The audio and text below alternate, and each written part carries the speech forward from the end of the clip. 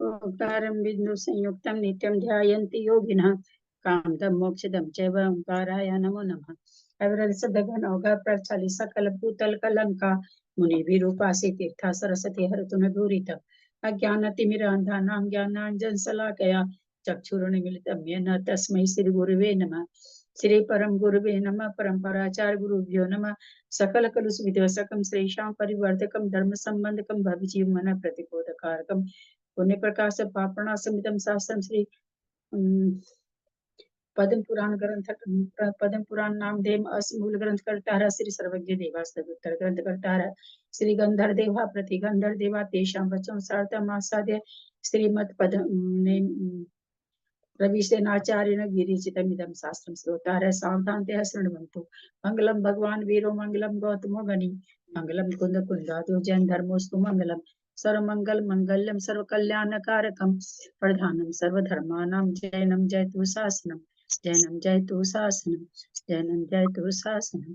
सरस्वती नमस्तुभ्यं वरदे कामरूपिणि विद्यारंभं करिष्यामि सिद्धिर्भवतु मे सदा। द्वादशंग जिनवानी माता की जय। पद्म पुराण ग्रंथराज की जय। रविसेनाचार्य की जय।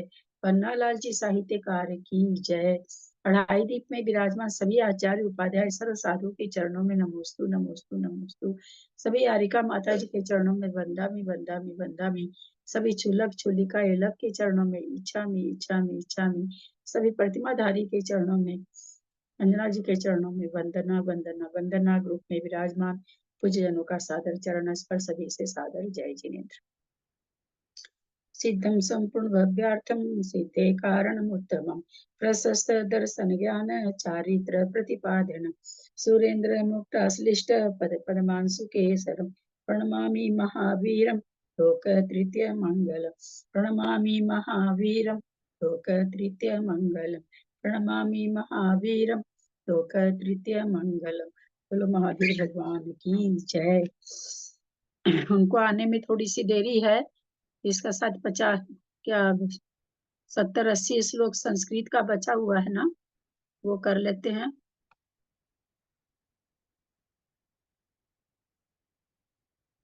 बचा हुआ है, चलो मैं पढ़ लेती हूँ। मैंने तब नहीं पढ़ा था जी। कितना नंबर से? हाँ 151 से पढ़ना है। 262 पेज है। पेज 262 पे संस्कृत का पढ़ना है। 151 से पढ़ना है क्या? हाँ 151 से पढ़ना है। भाभी प्रणाम, बाकी सभी को जय जिनेन्द्र। तस्योपरि समारूह्य पृष्ठ मनिंदितम। भाभी एक बार वापस बता दी ना कौन सा पेज और कौन सा अध्याय है। बहुत दिन हो गए। 262 पेज है और 46वां अध्याय है और 151वां श्लोक है। ठीक है, धन्यवाद। रस्य प्रमादितु स्नान क्रीडोचिता रम्या वायोस्मन पदम शोभिता प्रपहा सभाष विद्यन्ते रचितानेक भूम्यः नारी मातुलिंगादे फलेन्द्रियंत्रा खर्जूरैनिलिकेश्च तालेर्नश्च वेष्टितः तत्र च परमोदधाने सर्वा एवाग जात्यः उस्मत्सुके छन्ना यन्ते मत सत्पदे कृपन्ति लीलां कौमले पल्लवः करः पूर्णिता मंदबातेन फल पुष्प मनोहरां सारंग दियति मिश्र प्रलंबा बुधोभिनः समस्त कृतुक छाया सेवदन्ते धनपात्पः विभूति तस्य त्रावाप्यः है सचदना नामः आलोकन्तः इव तृप्ता असितोत्पल्लोचने गहनान कोकिलालापन नित्येन तद्यो मधुवायुना दीर्घिका विहसन्ति वै राजस्कतम के। एक मिनट आप हाँ। अशोक मालिनीनम पदम पदम विराजिता पापी कनक कुसोपना विचित्राकार गोपुरा मनोहर ग्रह भारती कवाक्षय दूत शोभित है सलला लिंगित कांते दक्षिणश्च शशिकर है कन्ना शोक तरुछने स्थापित शोक धारिणी देशे शकालियाद दृष्टा शम श्रीदेव जानकी तस्मीन दशाननो काफी स्त्री भ्यंतर ब्रजतम सीता प्रसादिते वस्त्र गंधालंकार पाणी भी दिव्ये संत येश्चामृतभिः अनुनेतुं न शासक्या संपदा चाम्रां या उपरि प्रवेशं कोदुतिं विद्याधराधिपः प्राहीणो द्विस्मृदार दवाज्वालाकुलिग्रहः दुति सीतां व्रजभुहि दशास्य मनुक्तमं न साम्प्रतं ज्ञातुं प्रसिद्धेते अभिमासते गता अगता च सा तस्मै वन्दितोति तेजस देव सहारमुत्सज्य स्थिता स्वां वृन्ते कथम् न चलयति निष्णागी नालं कायेन चेष्टते न ददाति महाशोका दृष्टिमशाशु जानकी अमृतादपि सुस्वादै पथय प्रभूतिभिः स्तं सुगंधि वंटे नागम विचित्र बहुवर्णकम ततो मदन दीप्ताग्नि ज्वालालिप्तः समन्तः आर्तो व्यचित्वे भुवि भाग्नौषे वेशनान्वे सोचे तिन्मुक्त नदी पुनश्य संतति सुख्यान्मुख पुनः किंचित गायत्री विदिता अक्षरम स्मरण पार्लिये निर्दग्धुनाति मुख पंकजमय मुहुः किमपि संचित्य इसमें यते शनिश्चरः अनुबंध महातः समस्ता व्यवानालम क्षिप्तरितं भूमो कुटिमायां विवर्तकः उत्तिष्ठति पुण्यशून्यः सेवते निजमाश्नां निक्रामति पुनर्द्रष्टा जनं प्रतिनिवृत्यते नागेन्द्र इव हस्तेन सर्वाधिक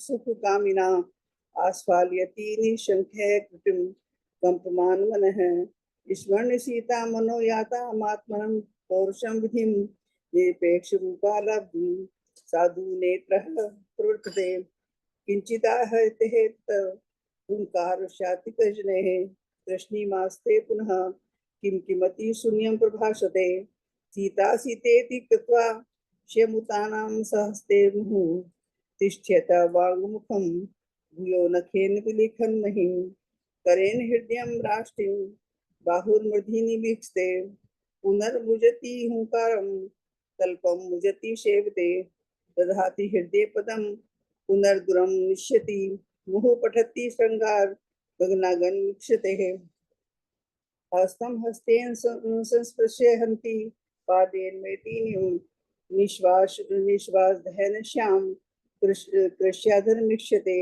तते कहं स्वानं केशान् वर्त्यति क्षणं कोपेन दुःसहा दृष्टि की देव मुच्यति जब तो नानेक दर्शको बाष्पाच्छादित लोचन है बाहु तोरण मुद्यमे विनपि स्फुटतुंगी अंशुकांतेन हृदय विजय त्याहितेक्षम कुष्मे कुरुते कृपम पुनर्नाशति द्रुतम चित्तित्वादरी सीतां द्रव्य यत्मुषुभि पुनः दीनः क्षिपति हाकारं न मामे विजलपि ए माधा क्रिया क्लिष्टा मदन ग्रह पीड़ितः करोति कर्णालाप चित्रम ही स्मरण चेष्टितम तशु स्मारकं दीप्तं हृदयेन समं वपुः अनुबंध महाधूपम जलत्या शाकृतनम आचिन्त्य यच्चे हा कष्टम काम वसधामहं गतः ये नेदेमपि शक्नोमि न बोढुं सशरीरं दुर्गम सागरं गृहस्थः बृहद्विधरा मया जितः सहस्रशो युधे किमिदं वर्तते नाम सर्वत्र जगति ख्याता श्लोकपाल परिषदः बंदी गृह मुपा अनीतो महेंद्रोपि पूरा मया अनेक निर्भगन राधि कदम्बकः स्वहं संप्रति मोहे पश्मीकतुं प्रवृत्तः चिन्त्य नित्यमन्यच्च कामाचार्य वसंगतः आस्तां ताचुदशो राजविन्मन्येति बुध्यताम् आकुलो मंत्रिभिः शाकं महामंत्र विशारदः विभीषणः समारेभे निरूप्यति तु विदृशं स हि रामन् राष्ट्रस्य धुरं दत्तेगत श्रमः समस्त शास्त्र बोधाश भू ज्योतिर्मल मानसः रामण्य शहु ततुल्यो न हितो विचते परः तस्य सर्वोपयोगेन चिन्तिनेतेश वर्तते उवाचा सा वहो वृथा राजनीथं व्यवस्थिते उपक्षिपत् कर्तव्यमस्माकं गुणोचितं विविष्णोदितं श्रुत्वा सभीन्मतिरभ्यदहत् अतः परं वादामः किं गतः कार्यं कार्यतां स्वामिनो दशवक्त्रस्य सहसा देवयोक्तः दक्षिणः पतितो बाहु खरदूषण संज्ञके विराजितो परः कोऽपि कारणाम्यो न कश्चित् सोऽयं गोमायुतां मुक्ता केशव समाश्रितः भव्यतां पश्यात्तमुष्य साधु प्रमोदयादिमां लक्ष्मणस्यावे वातो वन्तां यत् सुतिष्ठर एतेऽपि बलिनः सर्वे मानिन्य कपिकेतवः भवन क्या कांतिको वश्या निर्भूतास्तु चातुस्तः अमीषामन्य आकारो मांसव स्वन्था स्थितं भुजांगनां विवाहितं मंत्रे दारुणां विषम नेता बानर मौली नामं कुसुमापति नेक्षेन भस्ते पक्षम सुग्रीवस्य मरुत्सतः ततः पंचमुखोवाच विधायानाद स्मृतं खरदूषण वर्तनेन गणिते नः को गुणः वर्तान्ते नामुना कश्य सनाशोत्कीर्तिरवेच भवत्ये हि सुरानामी दृशि समरे गतिः बातेन अपहते सिंधो कनेका न्यूनता भवेत् रावणस्य बलं स्तुतं किं दूषण समीह बिडां व्रजति मे चेतः कुर्वते संप्रभाधरं कार्ये दशानन स्वामी काने केपि वनोकशः सूर्य हार्द्रनापि केते लक्ष्मणेन किमि विराजिते के नामे यश्ये छामनुवर्तते मृगेन है चावल निकालना मंदिर वाला चावल नहीं एकदम भी मृगेंद्राधित्राष्ट्र निकाल के चुकेगा प्लीज अपना वो म्यूट रखिया मपि कानन संगतम संध्यते न किं दावो क्रीं परम दूषहम सहस्त्रमती नामात् सचिवोऽनन्तरं जगो सचिन विषम वाक्यम पूर्वम मस्तक कंपनात् मानो दैत्यरिमिवावके इन्हें किमि देते हैं मंत्रणीयम ही संपदम स्वामी ने ही तुष्टा सलपित्य नया बुद्ध्या कार्य विज्ञान वेरणी कालम प्राप्य कनो बहे देहते शकल विष्टम अश्रुगिवो एक डब्बा पड़ा है इसमें अलमारी में उधर अश्वने भर दो क्या सर्वत विष्टपे आप बाहर वाला अलमारी में है डब्बा एक आप म्यूट भी नहीं करती सरोज जैन आप म्यूट करिए सरोज जी सलेपनापि त्रिपष्ठे निहितो रन्मूर्धने तस्मात् क्षेपणी विनुर्मुक्तस्यं परम दुर्गमा नगरी कृतां लंका मति संदोहशालिभिः सुधोराणि प्रसारयन्तः यन्त्राणि एतानि सर्वतः तुंग पराकार कुटेषु दशनां च कर्ताक्रम सन्माने बहुभिः सुसेव्यो जनपदोऽखिलः स जाना व्यतिक्रेण दृश्यतां प्रियवादिभिः सर्वा पाए विधानेन दक्षिया प्रिय कारणेभिः राजा दशानेनो येन सुतां प्रतिपद्यते पश्चाद्यातां सुविज्ञान में थी परमे प्रिय मधुरे वचन दिने क्षीरहविधुर्वः सुग्रीव केशकंदु नगर मन्यास्य भट्टुवान वही स्थाप्य तो दिक्ता गरिया रक्षकान्य एवं कृतेन ते भेदम जानन्ति बहिराहिता कार्ये नियोगदानश्च जानन्ति स्वामिनं प्रियम एवं दुर्गतरे जाते कार्य सर्वतः को जानाति हतां सितां स्थिता मना पर वैन्वः रही तुश्चानान्यः रामो ध्रुवं प्राणान् विमोक्षिते यश्ये ममी दृशि कांता वर्ते विरहत्या रामे च पंचतां प्राप्ते शोक विकल मानसः एकाकी क्षुद्रुक्तो वा सौमित्रे किं करिष्यति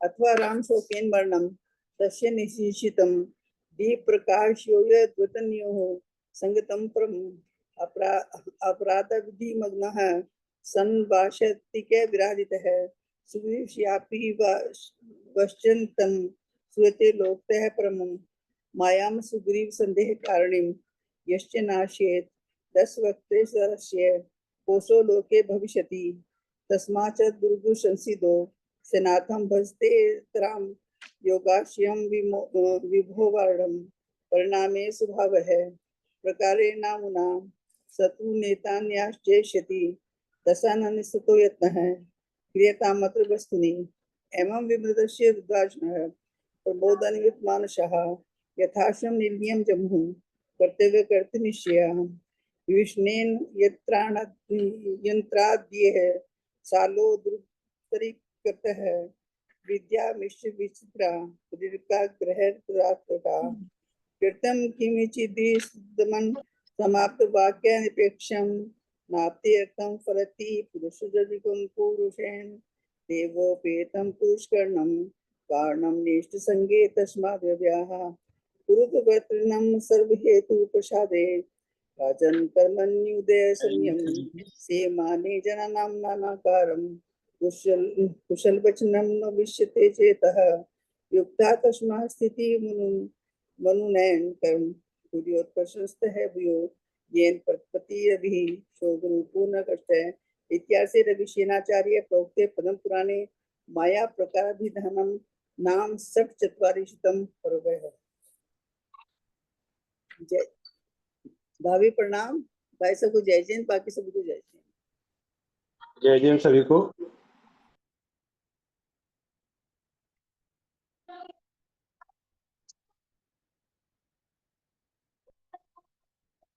हाँ हाँ भाई साहब, जय जिनेंद्र हाँ करेंगे। हाँ जय जैन दीदी, प्रणाम दीदी।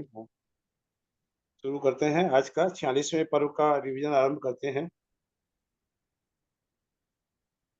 सभी को दीपावली की बहुत बहुत शुभकामनाएं।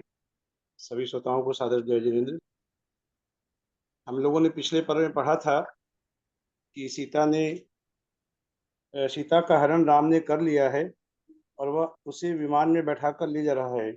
उसी वर्णन को आगे बढ़ाते हुए आचार्य महाराज कहते हैं कि विमान के ऊंचे शिखर पर बैठा हुआ रावण इच्छानुसार गमन करता हुआ जहाँ इच्छा होती थी उधर पर विमान को मोड़ लेता था। वह रावण आकाश में न तो जाना पड़ेगा ये दिमाग में, तो यहाँ जाए तो भी पैक करना, वहाँ जाए तो भी पैक करना है, तुम अपना पैक करें, ठीक है। तो रावण सूर्य के समान सुशोभित हो रहा था। रति संबंधी राग से जिसकी आत्मा विमूढ़ हो रही थी, सीता के राग से उसकी आत्मा दिग्भ्रमित हो रही थी, विमूढ़ हो रही थी। वह रावण शोक संतप्त सीता के मुरझाए हुए मुख कमल का ध्यान कर रहा था, बार बार उसकी ओर देख रहा था, लेकिन सीता की आंखों से निरंतर अश्रु झड़ रहे थे। सीता के वह कभी आगे खड़ा होता, कभी पीछे खड़ा होता, कभी बगल में खड़ा होता और नाना प्रकार के प्रिय वचन बोलते हुए सीता को रिझाने की वह भरपूर कोशिश कर रहा था। और उसने यहाँ तक कह दिया कि हे साध्वी, यदि मैं तुम्हारे पुष्पमयी बाणों से घायल होकर यदि मैं मर जाता हूँ तो तुझे नर हत्या लगेगी। इस प्रकार से वह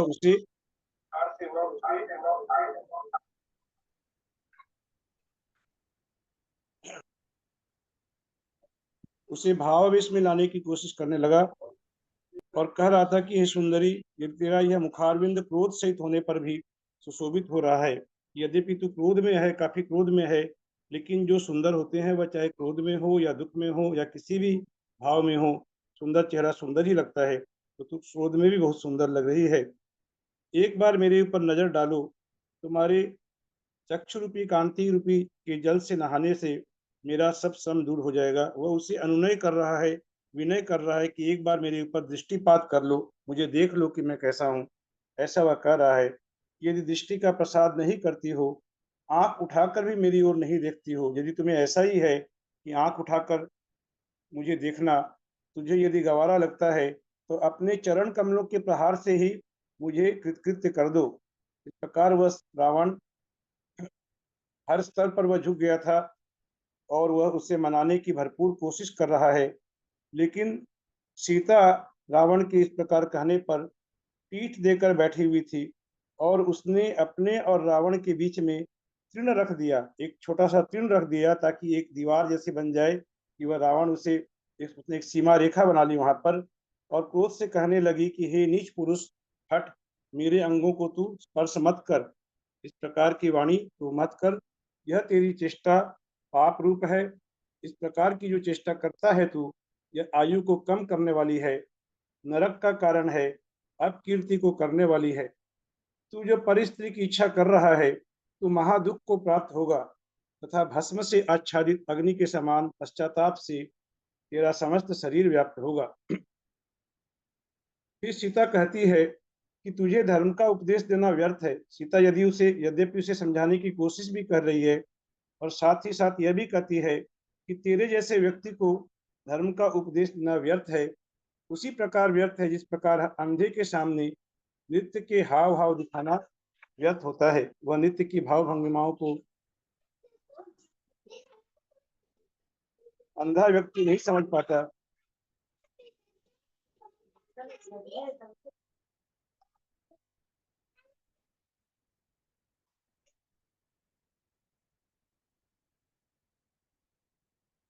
उसी प्रकार तुझे उपदेश देना व्यर्थ है। इधर खरदूषण के साथ युद्ध करने के उद्देश्य से रावण गया था। रावण को काफी अरसा बीत गया। रावण जब उसे लौटकर आने में देर हो रही थी, खरदूषण के युद्ध समाप्त होने पर भी, कि खरदूषण का युद्ध समाप्त हो गया है, फिर भी रावण अभी तक नहीं लौटा है, तो उसके जो विश्वसनीय मंत्री थे, जिनके नाम दिए शुक्र, हस्त, प्रशस्त आदि, वे बड़े उद्वेग को प्राप्त हो रहे थे और वे रावण की प्रतीक्षा बड़ी आतुरता के साथ कर रहे थे। उसी समय जब उन्होंने सूर्य के समान दूर से ही रावण के विमान को आता देखा, तो वे बड़े हर्षित हो गए और रावण के पास जाकर अनेक दिव्य वस्तुओं की भेंट देकर के उसके प्रति सम्मान प्रदर्शित किया और रावण की भव्य अगवानी की। जिस प्रकार कोई प्रधानमंत्री आदि अभी एयरपोर्ट पर आते हैं तो उनके मंत्रिमंडल के लोग आकर उनकी अगवानी करते हैं, उनका सम्मान करते हैं, उसी प्रकार मानो रावण का भी वहां पर उसकी जो मंत्रिसभा के लोग थे उन्होंने उसका सम्मान किया और रावण की अगवानी की। लेकिन धृत्यों की उन संपदाओं से भी सीता वशीभूत नहीं हुई। सीता ने देख लिया कि रावण महावैभवशाली है, इतने बड़े बड़े लोग उसकी अगवानी करने के लिए आए हैं, लेकिन फिर भी सीता उसके वश में नहीं आई। यद्यपि सीता ने तृण के अग्रभाग के समान रावण का तिरस्कार किया था, फिर भी रावण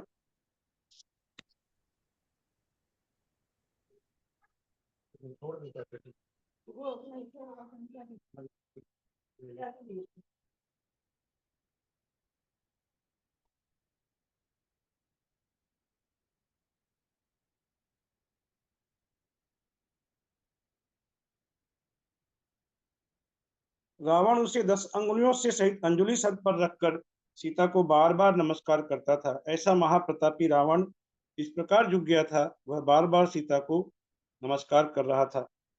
सीता ने यह नियम ले लिया था कि जब तक मेरे पति का कुशल समाचार प्राप्त नहीं होता है, तब तक उसने आहार पानी आदि का त्याग कर दिया था। स्वर्ग के समान सुंदर देवारण्य नाम का उद्यान था वहां पश्चिमोत्तर दिशा में। वहां पर रावण ने सीता को वहां बैठाया, सीता को वहां रखा और इतने में खरदूषण के मरण का समाचार प्राप्त कर, उसकी मृत्यु का जब समाचार प्राप्त हुआ, रावण की 18,000 रानियां बहुत भारी शोक के कारण महाशब्द करती हुई रावण के सामने विलाप करने लगी। 18,000 रानियां यदि एक साथ शब्द करें तो कितना बड़ा महाशब्द होता है। वे रानियां सब मिलकर विलाप कर रही थी। चंद्रनखा भाई के चरणों में जाकर के गला फाड़ फाड़ कर रोने लगी और अपना दुख प्रकट करने लगी। पति और पुत्र की मृत्यु, चंद्रनखा के पति की भी मृत्यु हुई थी और पुत्र की भी मृत्यु हुई थी। उससे दुखी होकर के रावण उस चंद्रनखा को उपदेश देने लगा। रावण क्या उपदेश देता है कि संसार के प्राणी पूर्व भाव में जो कुछ करते हैं उसका फल अवश्य ही प्राप्त होता है, इसमें कोई संशय नहीं है। कि तुम्हारे पति खरदूषण जो मारा गया है, यह पूर्व भाव के जो कर्म है, इनके आगे किसी का कोई जोर नहीं चलता। यदि ऐसा नहीं होता तो क्षुद्र शक्ति के जो धारक हैं वे भूमि गोचरी मनुष्य कभी भी तुम्हारे पति को परास्त नहीं कर सकते।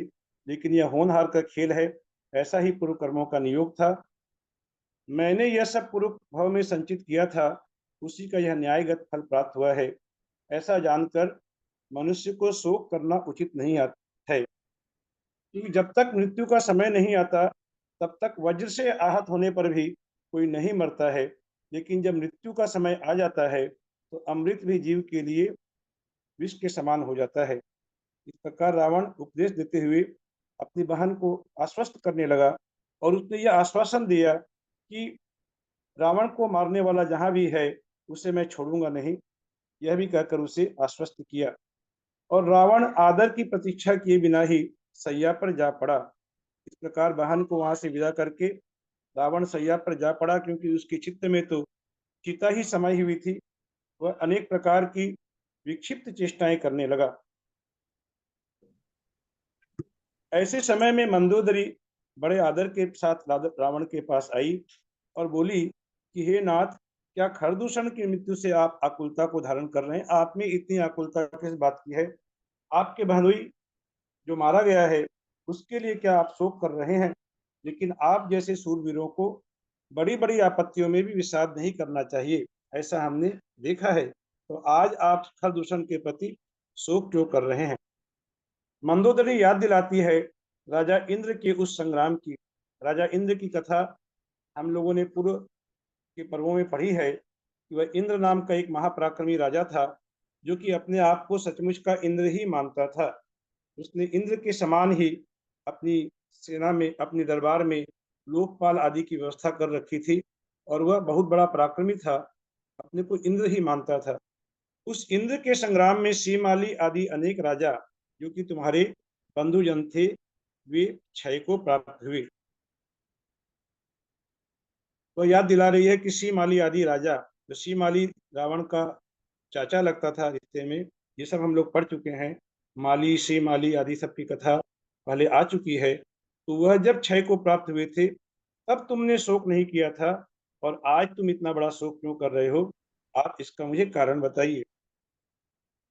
मंदोदरी के ऐसा कहने पर सैया छोड़कर रावण कहने लगा कि हे सुंदरी, बात कुछ और ही है। तू जैसा समझ रही है वैसा नहीं है। यदि मुझे जीवित रहने देना चाहती हो तो हे देवी, क्रोध करना योग्य नहीं है। मैं जो कहूंगा उसके ऊपर तू क्रोध मत करना, क्योंकि प्राण ही तो सब वस्तुओं के मूल कारण है। कि मेरे प्राण जिसमें अटके हुए हैं, वे प्राण ही सबके मूल कारण है, इसीलिए तू क्रोध नहीं करना। ऐसा वचन पहले मंदोदरी से लेकर के फिर रावण कहता है। कुछ लज्जित सा होता हुआ रावण कहने लगा कि जिसका वर्णन करना कठिन है, ऐसी विधाता की वह अपूर्व सृष्टि रूप सीता यदि मुझे पति के रूप में नहीं चाहती है तो मेरा जीवन नहीं रहेगा। मैं जीवित नहीं रह सकूंगा यदि वह मुझे पति के रूप में नहीं चाहती है। रावण की इस कष्टकारी दशा को जान करके हंसती हुई मंदोदरी कहने लगी। मंदोदरी को क्रोध नहीं आया, बल्कि वह हंसती हुई कहने लगी कि हे नाथ, यह बहुत बड़ा आश्चर्य की बात है कि आज वर याचना कर रहा है। जान पड़ता है कि वह स्त्री पुण्यहीन है, जो स्वयं आपसे प्रार्थना नहीं कर रही है कि आप जैसे महाप्रतापी को देख करके भी जो स्त्री आपकी याचना नहीं कर रही है वह तो महा अभागी है, वह पुण्यहीन है, या फिर वह एक परम अभ्युदय को धारण करने वाली है। कि दो ही बातें हो सकती है, क्या तो वह पुण्यहीन है या वह महा अभ्युदय को धारण करने वाली है, जिसने आप जैसे नर को ठुकराया है। जिसकी कि तुम्हारे जैसे अभिमानी पुरुष बड़ी दीनता से याचना करते हैं। इसका अर्थ यह हुआ कि वह सीता बहुत बड़े अभ्युदय को धारण करने वाली है, या वह अभागी पुण्यहीन है।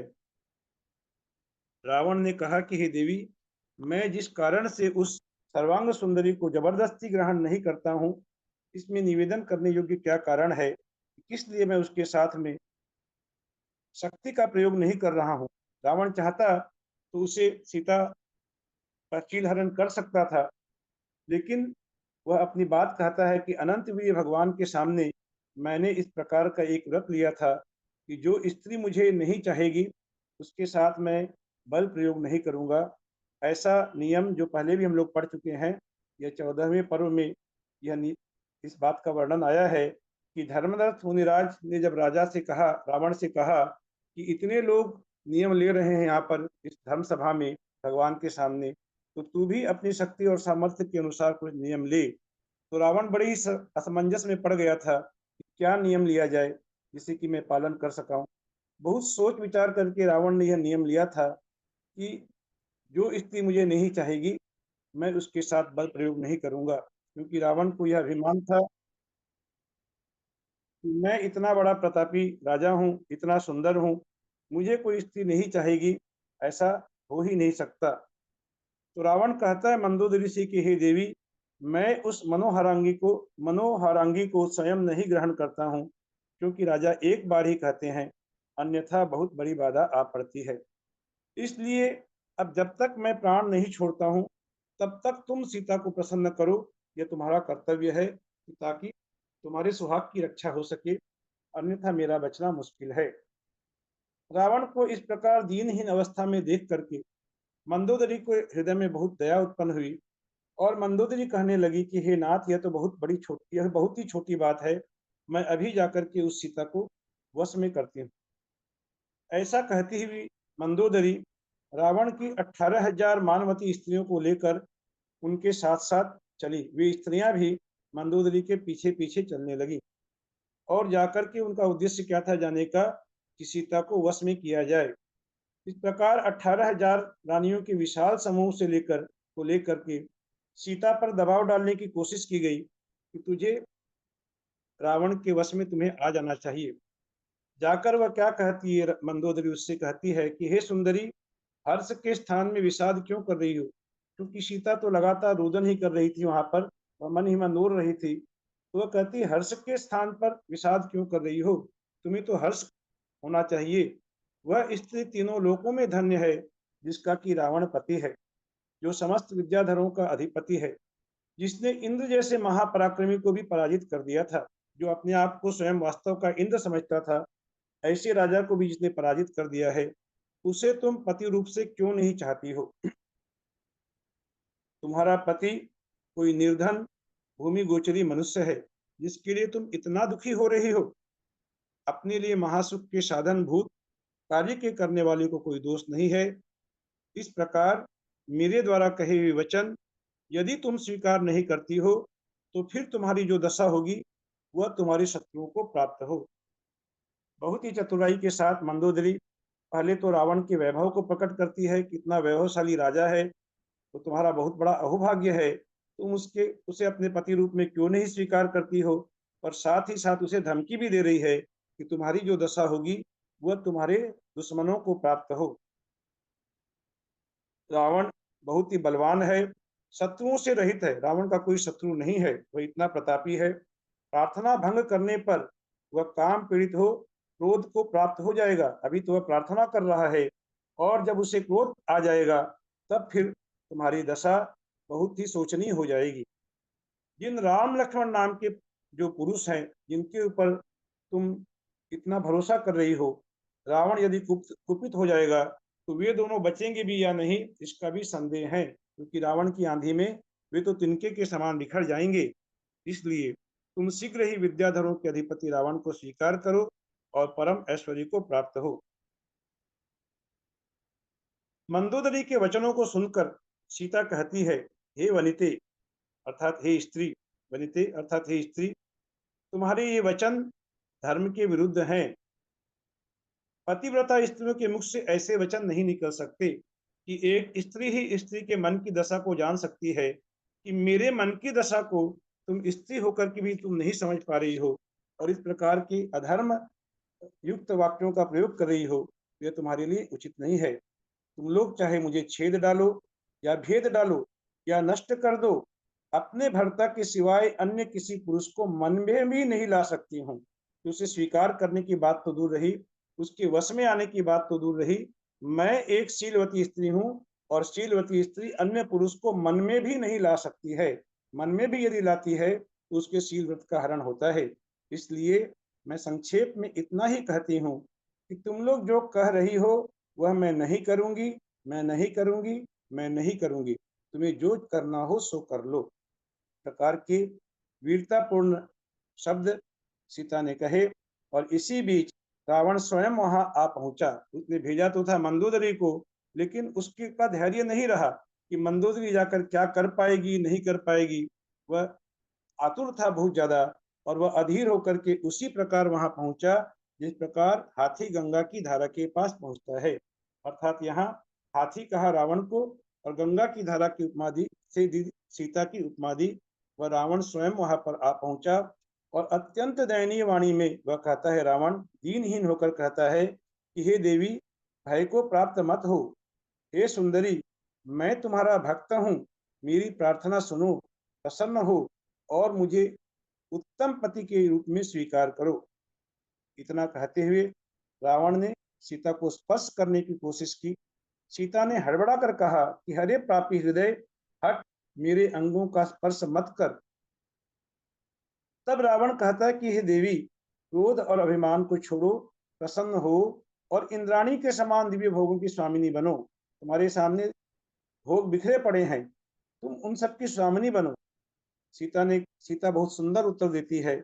सीता कहती है कि कुशील मनुष्य की संपदाएं केवल मल है, कि तुम्हारी जितनी भी संपदाएं हैं, तुम्हारा जितना भी वैभव है, ये तुम्हारा अर्ध चक्रवर्ती पना जो है, ये सब क्या है, तुम्हारे मल के ही समान है। क्योंकि जब तुम स्वयं कुशील हो तो तुम्हारी संपदाएं मल के समान बिल्कुल निंदनीय है, उनकी कोई भी उनका महत्व नहीं है। और इसके विपरीत जो व्यक्ति सुशील होता है, शील से जो व्यक्ति युक्त होता है, उसकी दरिद्रता भी उसका आभूषण है। तो तुम क्या अपने आप को इतना इतरा रहे हो? तुम्हारी वैभव संपदाएं कोई काम की नहीं है, क्योंकि तुम्हारे अंदर में शील गुण नहीं है। तू पर स्त्री की आशा रखता है, अतः तेरा यह जीवन बेकार है। जो मनुष्य शील की रक्षा करता हुआ जीता है, वास्तव में जीना तो उसी को कहते हैं। कि शील की जिसने रक्षा नहीं कर सकी, उसका जीवन बेकार है। सीता के इस प्रकार की दृढ़ता पूर्ण वचनों को सुनकर के रावण के पास अब अन्य कोई उपाय नहीं रह गया था, बशर्ते कि अब सीता को डराने धमकाने का। तो उस सीता को डराने के लिए रावण ने माया का प्रयोग करने का विचार किया। अनेक प्रकार की विद्याओं से रावण युक्त था, वह माया करने के लिए प्रवृत्त हुआ। रावण को माया करने के लिए प्रवृत्त होते देख करके वहां पर जो देवियां वहां रक्षा कर रही थी, वे भयभीत हो गईं और भयभीत होकर के वे भाग गईं। इसी बीच में सूर्य भी अस्ताचल की गुहा में प्रविष्ट हो गया। ऐसा लग रहा था मानो रावण की माया से डर करके सूर्य भी अस्त हो गया है। जो अत्यंत क्रोध से युक्त थे, जिनके गंडस्थल से मद चू रहा था, जो अत्यधिक गर्जना कर रहे थे, ऐसे हाथियों से डराया गया। सीता को इस प्रकार के हाथियों से रावण ने माया से डराया, लेकिन सीता रावण की शरण में नहीं गई। जिनके दांत दाढ़ों से अत्यंत भयंकर दिखाई देते थे, जो दुस्सह शब्द कर रहे थे, ऐसे बाघों के द्वारा डराए जाने पर भी सीता रावण की शरण में नहीं गई। जिनके गर्दन के बाल हिल रहे थे, जिनके नख रूपी अंकुश अत्यंत तीक्ष्ण थे, ऐसे सिंहों के द्वारा डराए जाने पर भी सीता रावण की शरण में नहीं डर गई। जो तिलकों के समान भयंकर थे, जिनकी जिह्वाएं लप लप कर रही थी, ऐसे बड़े बड़े सांपों के द्वारा डराए जाने पर भी सीता रावण की शरण में नहीं गई। सीता बिल्कुल निर्भय हो चुकी थी। जो सीता हम लोग पढ़ चुके हैं कि बात बात पर भयभीत हो जाती थी। राम और लक्ष्मण जैसे पराक्रमी दो पुरुषों के रहते हुए भी सीता डर जाती थी। जब वंशस्थल पर्वत के ऊपर में वहां पर भी जाने का उपक्रम कर रहे थे, तो सीता ने किस प्रकार भयभीत होकर के राम लक्ष्मण को वहां से जाने से रोकने की कोशिश की।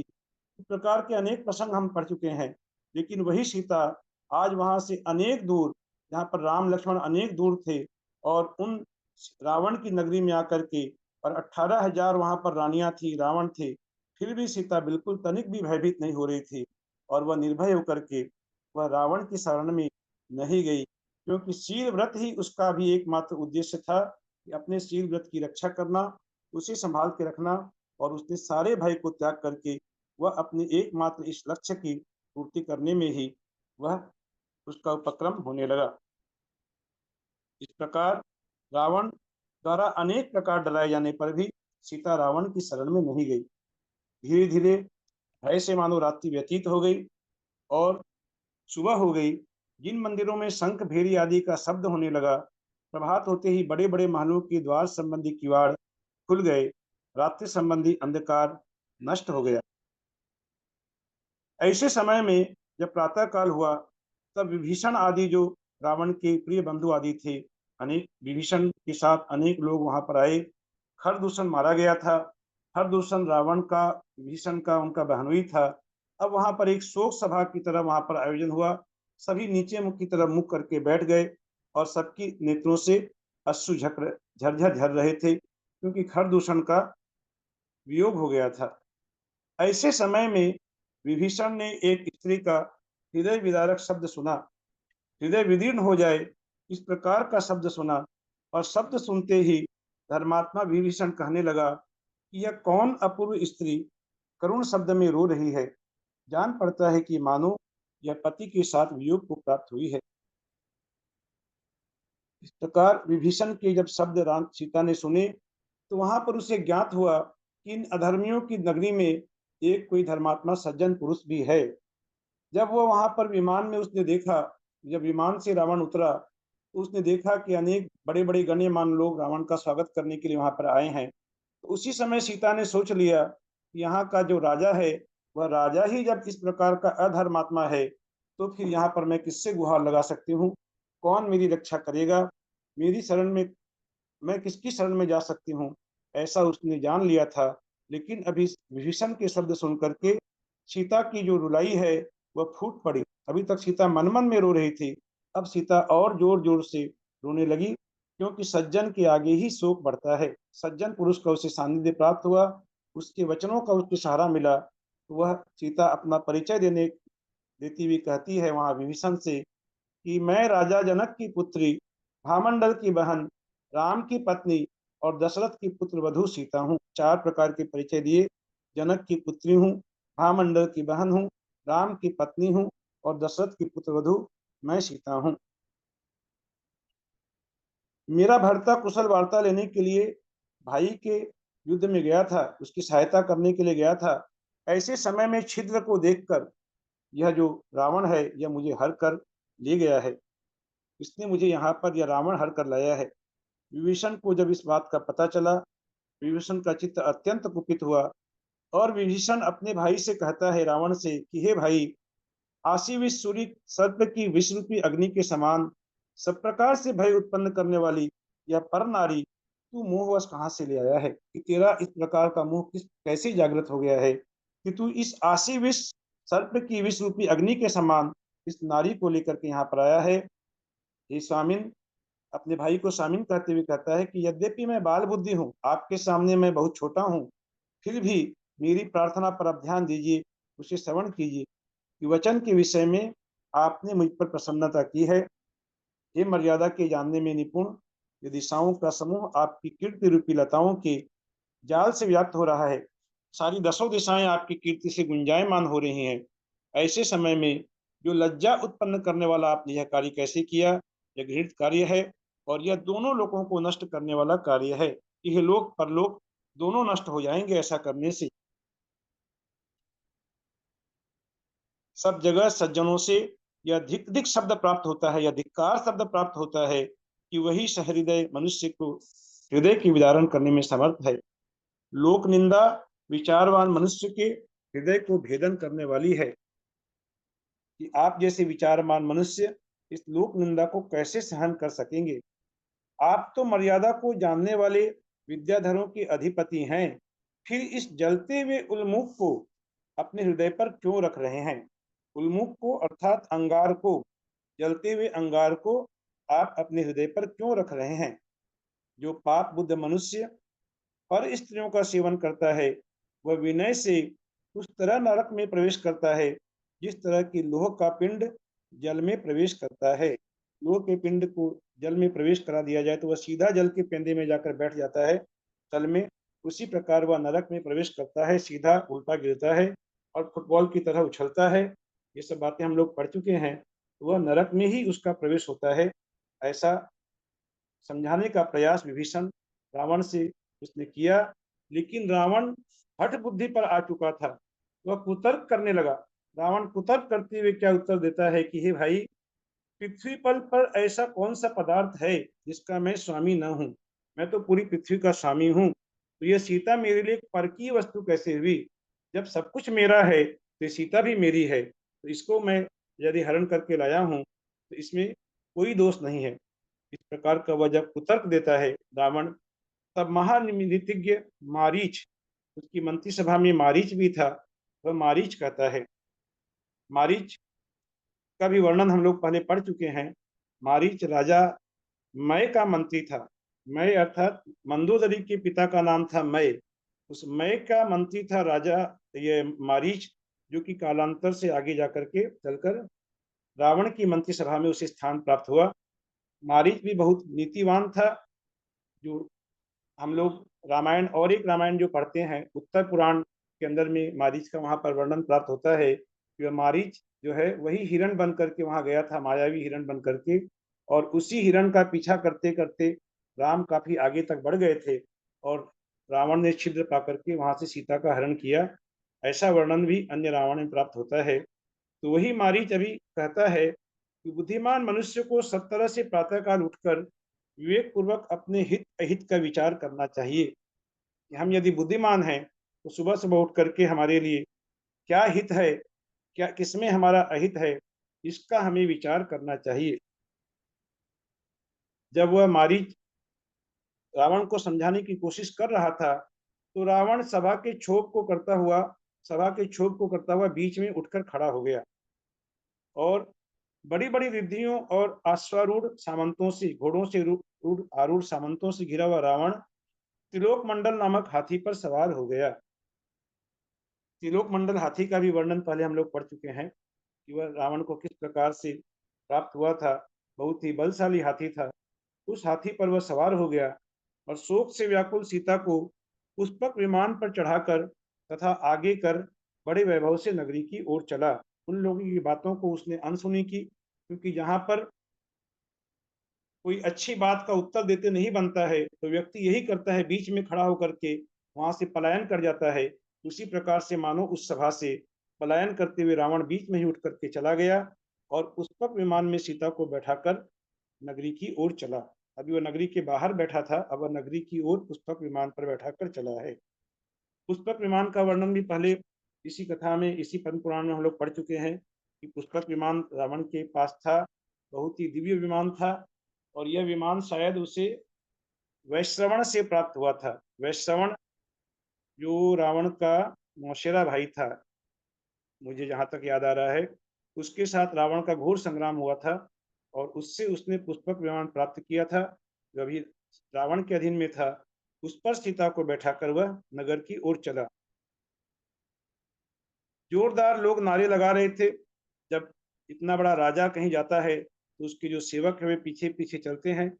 वे जोरदार नारे लगाते हुए चल रहे थे और जिनकी ग्रीवाएं चंचल थीं, जो सुशोभित खुरों की अग्रभाग से पृथ्वी को खोद रहे थे, जिन पर मनोहर सवार बैठे हुए थे, ऐसे हजारों घोड़े साथ साथ चल पड़े। रावण के साथ साथ उसके पीछे विशाल जो समुदाय है, उसकी सेना का समुदाय, वह भी पीछे पीछे चलने लगा।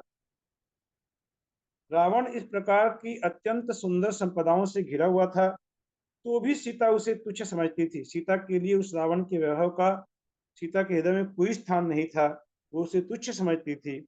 स्वभाव से ही निर्मल सीता के मन को रावण उस तरह लोक प्राप्त कराने के लिए समर्थ नहीं हो सका जिस प्रकार की पानी कमल को लेप कराने के लिए समर्थ नहीं हो पाता।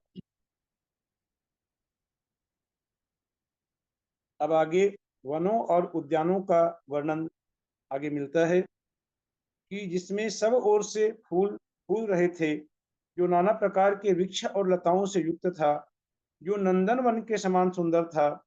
ऐसे प्रमद नामक वन में सीता को ले जाया गया, जो कि बहुत सुंदर था, नंदन वन के समान। अत्यंत लंबे लंबे 7 उद्यानों से घिरा हुआ पर्वत था वहां। प्रमद वन नाम, प्रमद फूलों के पर्वत के ऊपर स्थित तथा दृष्टि को बांधने वाले जिस प्रमद वन को देखकर देवों के मन में भी उन्माद उत्पन्न हो जाता है, ऐसे 7 उद्यानों से घिरा हुआ वह पर्वत बड़ा सुशोभित हो रहा था, मानो भद्रशाल आदि वनों से घिरा अतिशय उज्ज्वल सुमेरु पर्वत ही हो। सुमेरु पर्वत के ऊपर जिस प्रकार हम लोग पढ़ते हैं पूजा में, पंचमरी की पूजा में, कि भद्रशाल वन, नंदन वन आदि जो वन है, 5 वन होते हैं, ऐसे वनों से घिरा हुआ वह पर्वत मानो सुमेरु पर्वत की शोभा को धारण कर रहा था। उस पर्वत पर जो 7 वन हैं उनके नाम बताए गए, ककीर्णक, जनानंद, सुख सेव्य, समुच्चय, चारण प्रिय, निबोध और सातवां प्रमद। जो सातवां वन था प्रमद, उसी प्रमद पर सीता को वहां ले जाया गया। ये वन की शोभा का यहाँ पर बहुत विस्तृत वर्णन है, जिसको हम अभी नहीं ले रहे हैं।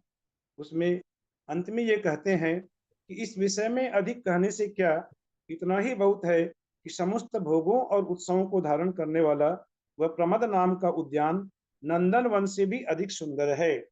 पहले भी नंदन वन से उसकी तुलना की कि वह नंदन वन के समान शोभा को प्राप्त हो रहा था, और अभी कह रहे हैं आचार्य महाराज वह इतना सुंदर था कि न मानो नंदन वन से भी वह अधिक सुंदर उद्यान था, जिसका नाम था प्रमद, और उस वन में सीता को ले जाया गया। उस प्रमद वन में अशोक मालिनी नाम की वापी है, जो कि कमल पत्रों से सुशोभित है, स्वर्णमय सोपानों से युक्त है और विचित्र आकार वाले गोपुरों से अलंकृत है। उस प्रमद वन के अशोक वृक्ष से आच्छादित एक देश में बैठी शोकवती सीता ऐसी जान पड़ती थी मानो स्वर्ग से गिरी साक्षात लक्ष्मी हो। जो प्रमद वन है वहाँ अशोक वृक्ष है। अशोक वाटिका नाम भी हम लोग पढ़ चुके हैं, अनेक रामायण में आता है अशोक वाटिका का नाम। वहाँ अशोक वृक्ष है। उस अशोक वृक्ष से आच्छादित जो देश है, जहाँ पर शोक में मग्न सीता है और लगता है मानो स्वर्ग से गिरी हुई या कोई साक्षात लक्ष्मी ही हो। वह रावण की आज्ञानुसार वस्त्र, गंध तथा अलंकारों को हाथ में धारण करने वाली स्त्रियां निरंतर सीता को प्रसन्न करने की चेष्टा करती थीं, क्योंकि रावण की आज्ञा थी कि किसी भी प्रकार से सीता को प्रसन्न किया जाए, और वे बेचारी स्त्रियां हर समय सीता को मनाने में, प्रसन्न करने में ही लगी हुई थी। लेकिन सीता उनके अनुकूल नहीं की जा सकी। इतने होने पर भी काम रूपी दावानल की प्रचंड ज्वालाओं से व्याकुल हुआ रागी रावण एक के बाद एक दूती भेजता रहता था। रावण अपने प्रयास में कोई कमी नहीं कर रहा था। वह एक के बाद एक वहां दूती भेजता था और कहता था कि हे दूती, जाओ और सीता से कहो कि अब अनुराग से भरे रावण की उपेक्षा करना उचित नहीं है, अब तुम्हें प्रसन्न हो जाना चाहिए। दूती सीता के पास जाती और वापस लौट करके परास्त होकर के आकर तेज रहित वाणी से कहती रावण से। वह बिल्कुल लाचार हो जाती वह दूती और कहती कि हे देव, वह तो आहार छोड़कर बैठी है, उसे किस प्रकार से मनाया जाए। वह चुपचाप बैठी है, न कुछ बोलती है, न शरीर से कुछ चेष्टा करती है, और न महाशोक से युक्त होने के कारण हम लोगों की ओर वह देखती भी नहीं है। उसे हम किस प्रकार मना सकते हैं। यह सब सुनकर रावण अत्यधिक दुखी होता और पुनः चिंता में पड़ जाता। वह लंबी लंबी सांसों को छोड़ने लगता और शोक करता था। रावण की अति विक्षिप्त अवस्था का यहाँ पर वर्णन किया जा रहा है कि रावण की अवस्था किस प्रकार की थी। तो वह काम रूपी तुषार से जले हुए मुख कमल को बार बार हिलाता था और कभी क्षण भर के लिए निश्चल बैठकर कुछ सोचकर हंसने लगता था। अकेले ही बैठ करके वह हंसने लगता, कभी फर्श पर लौटने लगता और कभी महादाह से युक्त अपने समस्त अवयवों को बार बार फैलाता था। कभी उठकर खड़ा हो जाता, कभी शून्य हृदय होकर अपने आसन पर जा बैठता, कभी बाहर निकलता और कभी किसी मनुष्य को देखकर लौट आता। वह फर्श पर घुमा घुमा कर हाथ पटकता था और उससे फर्श को कंपित करता था। मन में आई हुई सीता का स्मरण करता था और उसके नेत्रों से आंसू निकलने लगते थे। वह किसी को बुलाता था और समीप में लोग जब हुंकार देते थे तब चुप हो जाता था। पहले बुलाता था, लोग जब जवाब देते थे तो वहां चुप हो जाता था, फिर आगे कुछ नहीं कहता। इस प्रकार बिना किसी लक्ष्य के ही रावण बकबक बकबक करता रहता था। वह कभी मुख को ऊपर कर सीता सीता करके जोर जोर से चिल्लाता था, कभी पृथ्वी को खोदता हुआ चुप बैठ जाता था, कभी हृदय पर कमल रखता, कभी दूर फेंक देता, कभी बार बार श्रृंगार का पाठ पढ़ता, कभी हाथ से हाथ का स्पर्श कर पैर से पृथ्वी को ताड़ित करता था, कभी श्वासोच्छ्वास रूपी अग्नि से काले पड़े हुए अधरोष्ठ को खींच कर देखता था, कभी वह कहे लगाता था, कभी केसों को खोलकर फैलाता था, कभी किसी पर क्रोध से दुस्सह दृष्टि डालता था, कभी आदर के साथ सीता का चित्र बनाता और फिर उसे आंसुओं से गीला करता था, कभी दीनता के साथ हाहाकार करता, कभी न न माँ इस प्रकार के शब्दों का उच्चारण करता था। रावण सोचता था कि मैंने दुर्गम समुद्र के बीच में रहने वाले हजारों बड़े बड़े विद्याधर युद्ध में जीते हैं, पर इस समय यह क्या हो रहा है मेरे साथ, जिसका लोकपाल रूपी परिकर समस्त संसार में प्रसिद्ध था। ऐसे राजा इंद्र को भी मैंने पहले बंदी गृह में डाल रखा था। जैसा कि मैंने कहा था कि इंद्र नाम का एक बड़ा पराक्रमी राजा था, जो कि लोकपाल, जिस प्रकार इंद्र की सभा में लोकपाल आदि जो बड़े बड़े सभासद होते हैं, उसी प्रकार उसने लोकपालों की व्यवस्था अपने दरबार में कर डाली थी, और वह अपने आप को सचमुच का इंद्र मानता था। तो रावण कहता है, ऐसे पराक्रमी इंद्र को भी मैंने बंदी गृह में डाल रखा था, तथा अनेक युद्ध में जिसने राजाओं के समूह को पराजित किया था, आज इस समय में मेरे जैसा पराक्रमी इस मोह के द्वारा भस्मीभूत हो रहा है। गौतम स्वामी कहते हैं कि हे राजन, राजा सैनिक को कहते हैं, वह कथा सुना रखते हुए कह रहे हैं कि हे राजन, यह तथा अन्य वस्तुओं का चिंतन करता हुआ रावण काम रूपी आचार्य के वशीभूत हो रहा था। कि एक तो आचार्य होते हैं हमारे जो निर्ग्रंथ साधु आचार्य होते हैं, और वह रावण कैसे आचार्य के वशीभूत हो रहा था, वह काम रूपी आचार्य के वशीभूत हो रहा था। तो रहने दो, अब दूसरी बात कहते हैं। अब यहाँ पर एक दूसरी ओर हमें ले जा रहे हैं आचार्य महाराज। कथा का मोड़ दूसरी तरफ क्या आ रहा है कि विभीषण, जो कि बहुत ही मंत्रणा करने में निपुण था और बहुत ही नीतिवान था विभूषण, वह मंत्रणा करने के लिए अब तत्पर हो रहा है अपने दरबारियों के साथ में। यथार्थ में समस्त शास्त्रों के ज्ञान जल से धुलकर जिसका मन अत्यंत निर्मल हो गया था, तथा जो सब प्रकार के श्रम को सहन करने वाला था, ऐसा विभीषण ही रावण के राष्ट्र के भार को धारण करने वाला था। कि रावण का जो इतना बड़ा साम्राज्य था, उसको धारण करने वाला था, उसके भार को विभीषण ही था, क्योंकि वह बहुत नीतिवान था, नीति निपुण था। विभीषण के समान रावण का हित करने वाला दूसरा कोई मनुष्य था नहीं। अब विभीषण मंत्री सभा को बुला करके वहां मंत्रियों से कहता है कि अहो वृद्ध जनों, राजा की ऐसी चेष्टा होने पर अब हम लोगों का क्या कर्तव्य है, सो कहो। कि हमारा राजा इस प्रकार से यह अधर्म कार्य इसने किया है, सीता को हरण करके ले आया है, और राजा अपने आपे में नहीं है, राजा की चेष्टाएं दूसरी तरह की हो रही हैं। अब हमें क्या करना चाहिए जिससे कि हमारा राज्य सुरक्षित रह सके, यह यहाँ पर मंत्रणा करने की बात है। तो संभिन्नमति नाम का मंत्री कहता है, इससे अधिक और क्या कहें कि सब कार्य अकार्यता को प्राप्त हो गया है, सब कुछ गड़बड़ हो गया है। दशानन की दक्षिण भुजा के समान जो खरदूषण था, जो उसका दाहिना हाथ था खरदूषण, वह भी मृत्यु को प्राप्त हो गया है। और आज अवसर पाकर वह विराधित नाम का विद्याधर, जो कभी कुछ नहीं था, जो बिल्कुल शक्तिहीन था, वह सिगालपना छोड़ करके आज वह भी हुआ करने लगा है, वह भी सिंह पने को प्राप्त हो गया है। जो विराधित की कथा हम लोग पहले पढ़ चुके हैं इसके पिछले पर्व में, उसी का नाम लेते हुए इस प्रकार कह रहे हैं कि पुण्य कर्म के उदय से प्राप्त हुई उसकी इस भव्यता को देखो। उत्तम चेष्टाओं को धारण करने वाला यह युद्ध में लक्ष्मण की मित्रता को प्राप्त हो गया है। कि आज इसका पुण्य इतना जागृत हो गया विराधित का कि लक्ष्मण भी इसका मित्र हो गया है। इसका आकार, इधर ये वानर वंशी भी अभिमानी तथा बलवान हो रहे हैं, ये भी आक्रमण से ही इनको वश में किया जा सकता है। इनका आकार कुछ और है, मन दूसरे प्रकार का स्थित है। ये अब हमारे विश्वास पात्र नहीं रहे हैं। ये वानर वंशी, ये भी छिद्र पा करके ये भी आक्रमण करने के लिए तैयार हैं। और खरदूषण की पुत्री अनंग कुसुमा का पति हनुमान इस समय वानर वंशियों का नेता बन रहा है। कि हनुमान का यहाँ पर क्या रिश्ता दिया कि खरदूषण की पुत्री अनंग कुसुमा का पति अर्थात खरदूषण का दामाद, अर्थात हनुमान का मामा ससुर हो गया रावण। रावण हो गया हनुमान का मामा ससुर। ये हनुमान भी आज नेता बन रहा है वानरों का, और खासकर सुग्रीव का ही यह पक्ष लेता है, यह रावण का पक्ष नहीं लेता है। अर्थात हमारे लिए अनेक प्रकार की प्रतिकूल स्थितियां खड़ी हो गई हैं, ये बात कह रहा है संभिन्नमति मंत्री। अब पंचमुख नाम का मंत्री कहता है कि खरदूषण का वृत्तांत गिनने की जरूरत नहीं है।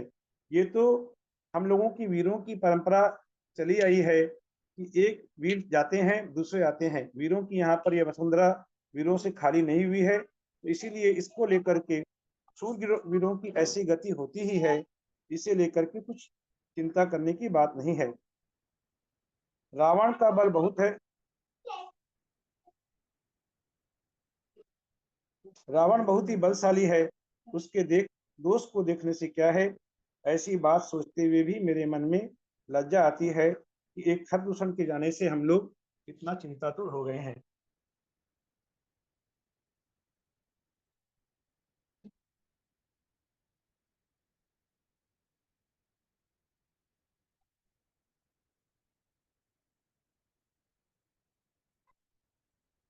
अब सहस्रमती नाम का जो मंत्री है वह कहता है कि वह छोटा है, ऐसा समझकर शत्रु की अवज्ञा नहीं करनी चाहिए। कि हम राम लक्ष्मण को बहुत छोटा मानते हैं, उन्हें भूमि गोचरी मान करके उनकी अवहेलना हमें नहीं करनी चाहिए, क्योंकि समय पाकर अग्नि का एक कण भी समस्त संसार को जला सकता है। बड़ी भारी सेना का स्वामी अश्वग्रीव समस्त संसार में प्रसिद्ध था, तो भी रण के अग्रभाग में छोटे से त्रिपृष्ठ के द्वारा मारा गया था। ये उत्तर पुराण में ये कथा आती है त्रिपृष्ठ की। अश्वग्रीव और त्रिपृष्ठ की कथा आती है कि अश्वग्रीव पति नारायण था और त्रिपृष्ठ नारायण था, तो त्रिपृष्ठ के द्वारा वह अश्वग्रीव मारा गया था। यही त्रिपृष्ठ ही आगे चल करके भगवान महावीर या महावीर का जीव था, आगे चल करके महावीर हुए। तो ये यहाँ पर उदाहरण देते हुए वह मंत्री कह रहा है कि हमें छोटों की अवहेलना नहीं करनी चाहिए। ये महाभयानक यंत्र सब दिशाओं में फैला दिए जाएं। अब हमें अपनी व्यवस्था करनी चाहिए ताकि हमारी यह लंका नगरी सुरक्षित रह सके। तो वह क्या कह रहा है, योजना बता रहा है कि ये महाभयानक यंत्र सब दिशाओं में फैला दिए जाएं। उन्नत प्रकार के शिखरों पर चढ़कर क्या किया गया क्या नहीं किया गया इसकी देख रेख की जाए। अनेक प्रकार के सम्मानों से समस्त देश की निरंतर सेवा की जाए। प्रिय करने वाले मनुष्य सब प्रकार के उपायों से राजा दशानंद की रक्षा करें, जिससे वह सुख को प्राप्त हो सके। किस्कू नगर के स्वामी सुग्रीव तथा नगरी की रक्षा करने में उद्यत अन्य उत्तम योद्धाओं को नगर के बाहर रखा जाए। इस प्रकार के वहां पर मंत्रणा उन दरबारियों के बीच में चल रही थी। किस प्रकार से हम अब आगे कुछ विपत्ति आ सकती है, शत्रु आक्रमण कर सकता है, तो राजनीति का जो सूत्र यह कहता है कि अपनी नगरी को कैसे सुरक्षित किया जाए, ये उपाय करने में वह मंत्री सभा वहां पर प्रवृत्त हो गई। और वे आगे ये भी कहते हैं कि जब यहाँ का प्रत्येक कार्य सब जगह सब ओर से अत्यंत दुर्गम हो जाएगा, तब कौन जान सकेगा कि हरी हुई सीता यहाँ है या और कहीं है। जब हम अपनी नगरी को चारों तरफ से सुरक्षित कर लेंगे तो सीता कहाँ है वह राम कैसे जान पाएंगे कि सीता कहाँ है। सीता की खबर मिलना राम के लिए असंभव जैसा हो जाएगा, और सीता के बिना राम निश्चित ही प्राण छोड़ देगा, क्योंकि जिसकी ऐसी प्रिय स्त्री विरह में रहेगी वह जीवित नहीं बच सकेगा। ये लोग इस प्रकार की यहाँ पर आगे की भविष्य की आउटलाइन बना रहे हैं कि ऐसा होगा कि हम लोग अभेद्य व्यवस्था कर लेंगे और सीता के विरह में राम प्राण को त्याग देगा। जब राम मृत्यु को प्राप्त हो जाएगा तो शोक से उसका भाई लक्ष्मण दुखी होकर के वह दुखी लक्ष्मण अकेला क्या कर लेगा, अथवा राम के शोक से उस लक्ष्मण का भी मरण होना निश्चित है। और इस प्रकार हम लोगों के रास्ते का जो कांटा है यह अपने आप समाप्त हो जाएगा। इसीलिए हमें यह करना है कि अपनी नगरी को यहाँ सुरक्षित बनाना है, सुरक्षित करना है। किसी भी प्रकार की लापरवाही हमें नहीं करनी है। और विराधित अपराध रूपी समुद्र में मग्न है। विराधित की हिम्मत ही नहीं होगी कि वह हमारी तरफ आ जाए, क्योंकि वह ऐसे भी अल्प पराक्रमी है और वह अपराध रूपी समुद्र में मग्न रहेगा, क्योंकि उसने राम लक्ष्मण का साथ दिया, इसलिए वह हमारी ओर आने की हिम्मत नहीं जुटा पाएगा। तो सुग्रीव का संदेह उत्पन्न करने वाली माया को जो नष्ट कर सके, ऐसा पुरुष संसार में स्वामी दशानंद से बढ़कर दूसरा कौन होगा।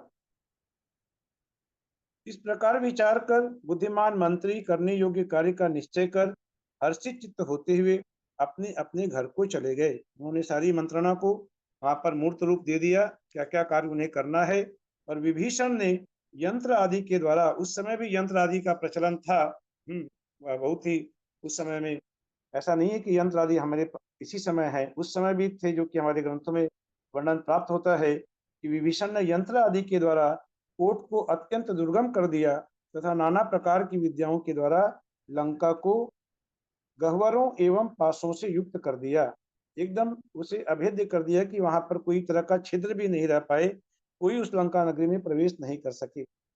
अंत में गौतम स्वामी कहते हैं कि हे राजन, निर्मल चित्त के धारक मनुष्य को कोई भी कार्य आप्त वचनों से निरपेक्ष नहीं होता। निर्मल चित्त के धारक मनुष्यों को कोई भी कार्य आप्त वचनों से निरपेक्ष नहीं होता, अर्थात आप्त के कहे अनुसार ही उसका प्रत्येक कार्य होता है। आप्त भगवान ने मनुष्य के करने के कार्य बताए हैं, वे पुरुषार्थ के बिना सफल नहीं होते। भगवान ने तो करने के कार्य हमें बतला दिए कि ये कार्य हमें करने चाहिए, लेकिन उन कार्य को करने के लिए, उन्हें मूर्त रूप प्रदान करने के लिए हमें अपने पुरुषार्थ करने की जरूरत है। बिना पुरुषार्थ किए वे कार्य अपने आप घर बैठे नहीं हो सकते, वे पुरुषार्थ के बिना सफल नहीं होते, और पुरुषार्थ दैव के बिना इष्ट सिद्धि का कारण नहीं होता। इसलिए हे भव्य जीवो, जो सबका कारण है उसका प्रसन्न करने में, उसके प्रसन्न करने में प्रयत्न करो। हे राजन, जब तक मनुष्यों के कर्म का उदय विद्यमान रहता है, तब तक नाना प्रकार के कुशल वचन उनके चित्त में प्रवेश नहीं करते हैं। जिस प्रकार रावण के कर्म का उदय विद्यमान था भी, तो रावण को इतनी प्रकार से कुशल वचन कहे गए, विभीषण ने कुशल वचन कहा, मंदोदरी ने कहा, सीता ने स्वयं उसे अनेक प्रकार की प्रताड़ना देते हुए उसे समझाने की कोशिश की, लेकिन वे कुशल वचन उसके चित्त में प्रवेश नहीं किए। तो ये कहते हैं कि जब तक मनुष्य के कर्म का उदय है, तब तक उसे कितनी भी अच्छी बात कह लें, उसके मन में वह, उसके चित्त में नहीं प्रवेश करती। इसलिए अपनी योग्य स्थिति के अनुसार प्रशस्त पुण्य कर्म हमें करना चाहिए, जिससे कि फिर शोक रूपी कष्टदायी सूर्य संताप उत्पन्न न कर सके। कि हमें हमेशा पुण्य कर्म करने में प्रवृत्त होना चाहिए, ताकि हमारे इस प्रकार की विपरीत कर्मों का उदय नहीं आए कि हमें कोई कितना भी समझाए और हम उसे नहीं समझ सकें। विपरीत कर्मों के कारण ऐसे कर्म हमारे उदय में ही नहीं आए, इसलिए हमें हमेशा पुण्य कर्म करते रहना चाहिए। यह इस पर्व का यहाँ पर अंतिम उपदेश दिया गया। जब बोलो देवादिदेव आदिनाथ भगवान की जय।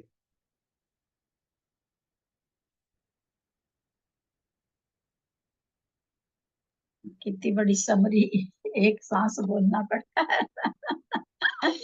गला दुख जाता होगा। बहुत बहुत धन्यवाद दीदी। बहुत धन्यवाद। इसके श्लोक भी 232 श्लोक भी ज्यादा थे। हाँ जी, 32 श्लोक भी ज्यादा थे। 232 श्लोक, हाँ 232 श्लोक का पर्व है। हाँ 232 श्लोक है। हाँ, अच्छा देर हो जाती है मुझे आने में, तो जल्दी जल्दी करना होता है। यदर्थमात्रा पदवाक्यहीनं मया प्रमादाद् किञ्चनोक्तं तन्मे क्षमित्वा विदधातु देवी सरस्वती केवलबोधलब्धिं। बुद्धि समाधि परिणाम शुद्धि स्वात्मोपलब्धि शिवसौख्य सिद्धि। चिंतामणिं चिंतित वस्तुदाने त्वां वन्द्यमानस्य ममास्तु देवी। या वाणी के ज्ञान ते सूझे लोकालोक, सो वाणी मस्तक लहं सदा देत हो धो। हे जिनवाणी भारती तो ही जपो दिन रैन, जो तेरा शरणागहे सो पावे सुख चैन। देव जो अरहंत को गुरु से हो निर्ग्रंथ, दया धर्म पाल सदा यही मोक्ष का पंथ। बोलो दास जिनवाणी माता की जय। और सरगम करो में हम